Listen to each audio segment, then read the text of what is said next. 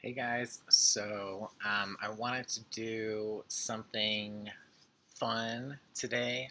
I really was thinking about the Hunger Games series the other day, and I was like, you know what? There's 12 districts. Wouldn't it be cool if I could like assign them each a zodiac sign because there's 12 signs, so I thought it would be like a perfect fit. And funnily enough, I started kind of looking into like the districts and what they specialize in, and it just so happens that it kind of does fall into astrology and like some of the things that the signs each represent. I thought it would kind of be cool to go through each of them and just kind of give you guys what I think would be associated with each of those 12 districts. So, for you Hunger Games fans out there, please let me know what you think. I wouldn't say I'm like 100% confident on any of these. I just kind of wanted to do this for like, a little bit of fun and maybe help you guys understand, um, like the symbolic meaning of the signs and how you can attach them to things in the world. Or in fiction at least. Um, so, starting with District 1. So, the further we get through the districts, the farther away from the capital. And so when we think about the capital, it's all about luxury. It's about like the richest live there. The people that have like these wacky like personalities. Well, not personalities, but like features and stuff that they've done so much to alter themselves from kind of like a natural. Um, uh, Humanistic like way in a sense, and it's because they've really warped their minds and everything, and they live in this dystopia. And so when we look at the capital, we were really looking at like um, excess and like whether it's financial, it's glamour, stuff like that. And so it's like the people that have are well off, and so like I said, the further along we get, we're going to get away from that. But we're going to start with what's closest to the capital. So, closest to the capital, we have obviously District Number One. So, one, two, and four are known for having what's called careers, and those are the typically kids. They start from an early age. They start training for the Hunger Games from an early age because they kind of view it as like an Olympic event. It's something to look forward to and aspire to win, as opposed to something that's really destructive and detrimental, like some of the other districts view it. When we look at the first house and what they represent, their district really is involved in like kind of those glamour trade, um, like ways of producing things or production. So like they produce a lot of jewelry. They're known for their glamour, and they probably have some of the better looking um, tributes and people in their district because they are so close to the capital. And so I think it makes a lot of sense that they would be Libra for that reason. And for another reason too is that the capital kind of like they kind of don't like to know that the districts exist or like to be in close proximity to them. So I think if any of the signs, anyone could kind of deal with would be Libras because they're just so engaging and so like um, just fun and vivacious and things like that. So I think that they would be kind of like the least threatening or at least like imposing or give that effect that like ooh, get away whatever, you lesser being, because that's how the capital view the people in the districts since the uprising like years ago. Um, and so, yeah, jewelry, glamour, the careers. So there are all these like when you're a career, you get televised, and it's kind of like this recognition and this event. And I thought all that seemed very prestigious, and it was very Libra to me. So first district Libra. That's what we're gonna say. And then, like I said, let me know what you guys think because I'm definitely open to opinions. So we're going to move from District 1 to District 2.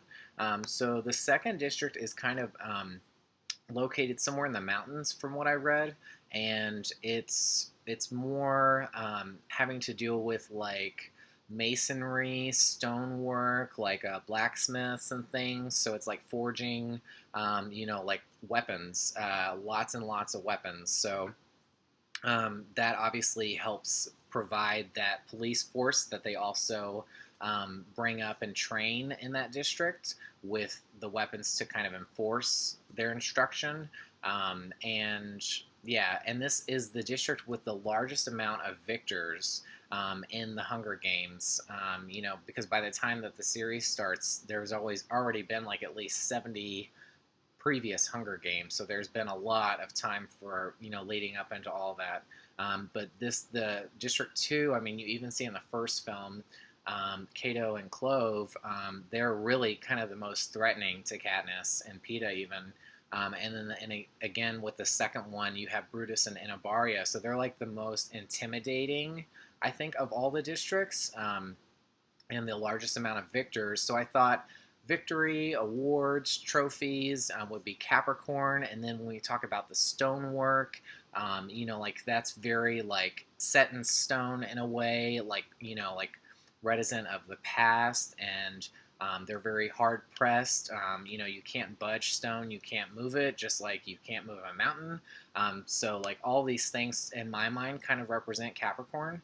And also police. They're enforcing the rules and laws, and I felt like that's very Capricorn as well. Um, and they're a lot more brutal. They're a lot more kind of they're almost looking for that that kind of competition, or so that really kind of stood out to me as Capricorn. So very competitive. The ones that are probably going the most likely to win because they start at such a young age, but they're not necessarily the most um, not prideful, but like I feel like they would kind of take more. They're more opportunistic in a sense in the games and how they go about that. Um, anyways, we go from Libra in first, second as Capricorn, and then we go to the third, which would be the third district represents technology. And even though it's in between 1, 2, and 4, which are the career districts, the third district does not really have careers. And they're also one of the first districts that rebel when the chain of events happens, when Katniss, is kind of known to be like the Mockingjay and everything, and everything that happens. So they're one of the first that really jump on that bandwagon of rebellion, even though they're nestled in between like some intimidating districts. And they represent technology, and that automatically, I was just thinking rebellious, so they're independent thinkers, and technology is obviously Aquarius.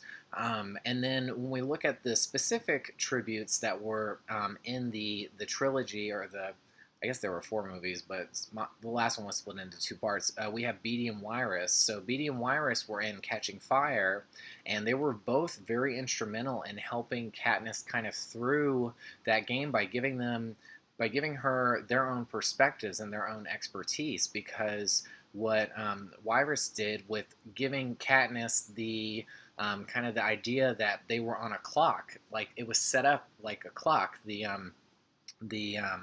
the game, and so she kind of set that into motion because she kind of her and Beetee really look at things in a different way, and you can kind of even see it in like the way that the score would kind of emulate some of their scenes and stuff, and they're really looking through what's happening and like getting to like the real stuff. And I feel like that's very Aquarius. It's very understanding because they have unique perspectives and kind of like just a different way of interpreting their surroundings and stuff. And Beatty obviously was very instrumental by having the idea of the wire and the tree and the lightning and everything. And they even noticed the force field when they were in the training sessions.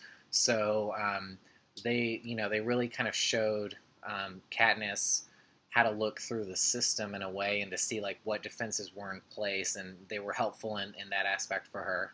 The third, I was very confident with Aquarius. So we'll go from the third to the fourth. Now, the fourth district is pretty interesting because, we go back into a career district, but this one is water. So I think it was either on a port, like a seaport, or it was either an island. But I'm thinking it was more of a port because I think the train has to get to all the districts easily. So it would make more sense if it was just on the coast. And this is the fourth district. Is a district that Finnick Odair comes from, and Finnick is obviously one of the more popular characters in the series. And Catching Fire, and how he kind of deals in secrets, and that's his trade. And he's very like finicky in a way, hence his name. So it's like you don't really think that you can trust him at first. And with that in mind, and the fact that it is water based, and that most of these people, their trade is dealing with water, fishermen, even like uh, seamen, all that stuff is very Pisces to me. So I think Pisces of all the water signs really represents the ocean itself and the fish in it and dealing with all that. And Phoenix with his secrets, very Pisces, very elusive. And then also Annie, who is his lover, that was in a previous Hunger Games and kind of won by a weird coincidence happening. She's traumatized by what she sees in the games, and it warps her mind. And she really has to be taken care of in a way. And so I thought that was a good like Virgo Pisces dynamic between Finnick and Annie. That kind of like helped me get on that Pisces tangent too.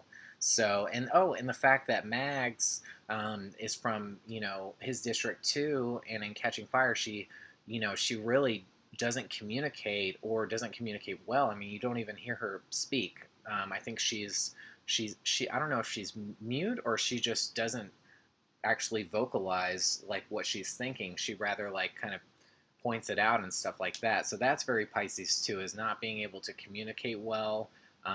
What's hidden or what needs to be revealed, kind of thing. So yeah, so fourth is Pisces. That's the last career district. Now, moving along, we have the fifth district. And the fifth district, it was known for its power plant, and it's like, supplying the power, whereas the third was more of technology based. The fifth was a little more necessary in like giving power to the capital and the districts, and keeping that. And that's very Taurus to me. And the reason why I say that is Aquarius is in the 10th house, and it's a little more like earth related because you're dealing with like dams and power lines and trees and all these things. And it's just like it's very necessary for like everyday life and for society to function. And I feel like those kinds of things are more earth signs. And so we also have Foxface, who is from that district. Um, and she was actually like one of the smartest, if not the smartest, in the most recent Hunger Games that Katniss was involved in. And the way that she was able to look to kind of follow some of the other tributes from a higher height and see and kind of mimic what they were doing, which ultimately was her downfall. But it got her very far in the games, and so she relied on that as opposed to any physical prowess, because she really didn't have any. It was more so her brain and her wit. So that was pretty cool. The females survived longer for District 5 and multiple games. That was one of the facts they pointed out on the Wikipedia page. And so I think that's like really like when you look at the fourth house, which is female, you see Leo. And so I think Leo is very competitive, and I think that maybe kind of speaks to that. So that was kind of another way that I could support that Taurus claim there. Yeah, so I'm thinking Taurus, so just let me know what you guys think on that one. Moving along to the sixth. So the sixth is transportation. And so we actually are in, six is the number for the month of June, which is Gemini. And so I really thought it fit, because Gemini so obviously represents transportation. It's getting places, it's daily communication, it's interacting with society, things like that. And so there's lots of trains and things, but what's really prevalent in this district is the addiction um, that they have with morphling, and it's like kind of like this drug thing that we see in Catching Fire with the two people from this district, and they both help Peeta and Katniss in a way. They one of them sacrifices themselves, um, for Peeta, and you see that really touching scene and all that, and their minds weren't right to be in the games to begin with their addictions and all that, and but the fact that they were still able to do that for them just meant a lot, and it also meant that people from that district really have a different perspective, and I think that they saw that in Katniss too, and that's very air sign to me. It's kind of seeing like the possibilities or whatever. So yeah, that and the transportation is also the largest densely, or not densely, but the biggest population of any of the districts is in District 6. And I always think of like Tokyo and Japan when I think of Gemini.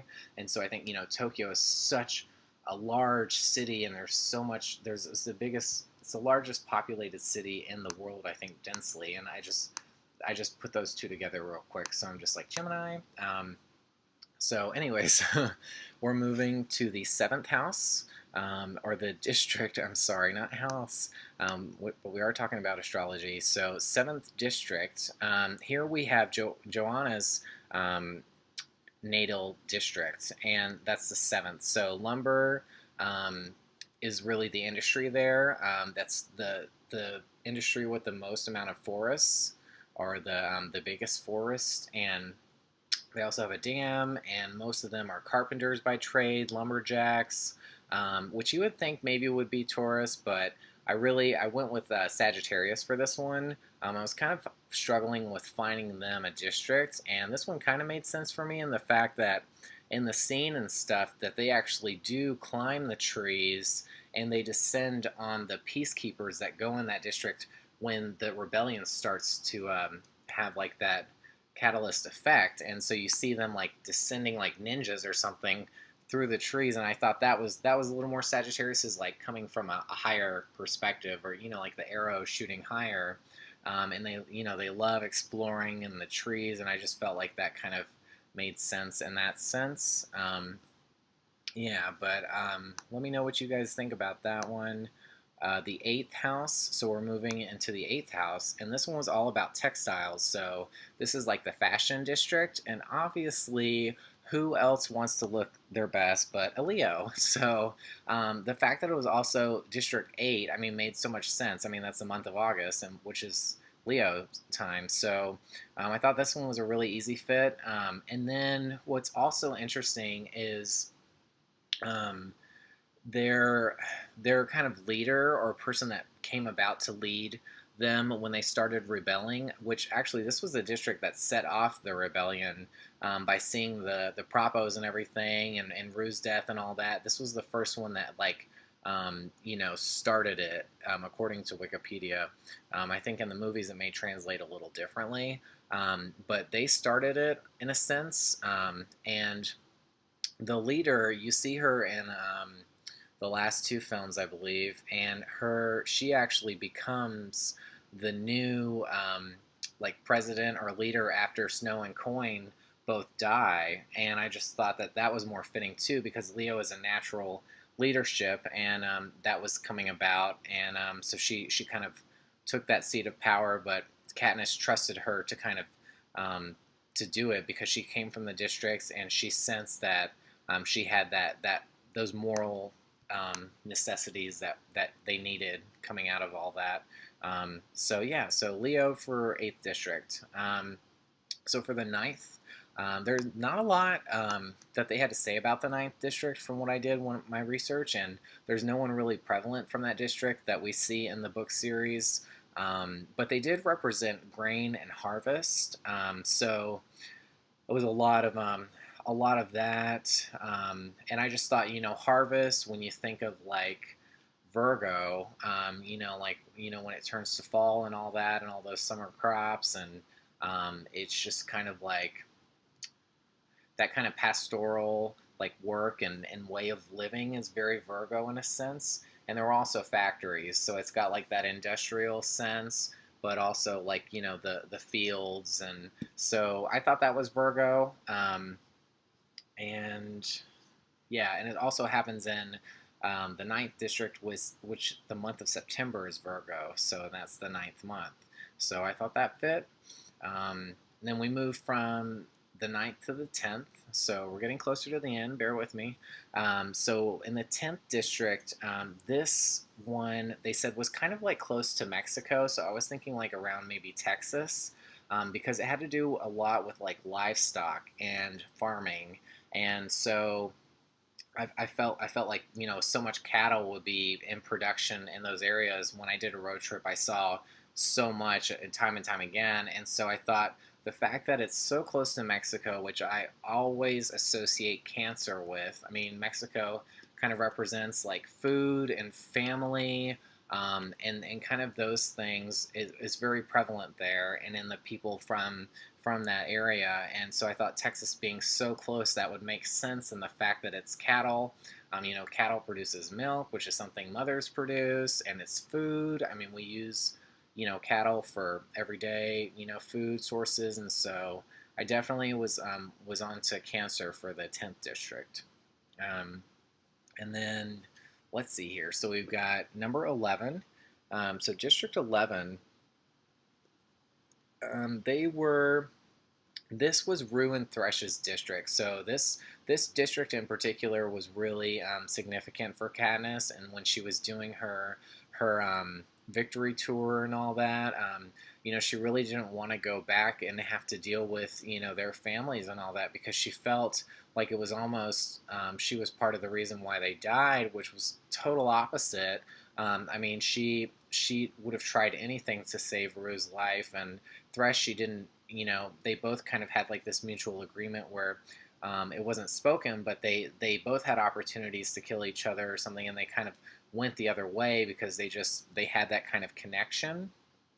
Um, and so I thought that was really interesting, and they represent agriculture, so it's still not so much as like grain and harvest as Virgo in the ninth, in the factory setting, but this is really, really like agriculture, farms. It's really more about being in the fields and just like hard work day in day out, even past dark. They would say that they would make these people work, and the fact that the majority of the people in this district have darker skin, I associated with Scorpio. So a lot of times I find that African Americans kind of have the Scorpio traits, and I always kind of do that association. And I do need to do a video with what I think of like places and what their signs associated are, because I just talked to you guys about Japan, Mexico, and now kind of like Africa in a loose sense. Because some are more on like a continent scale and some are more countries, depending on like how prevalent they are in society and how much we know about them. But I've associated a lot of places around the world with certain signs, and I would love to share that with you guys.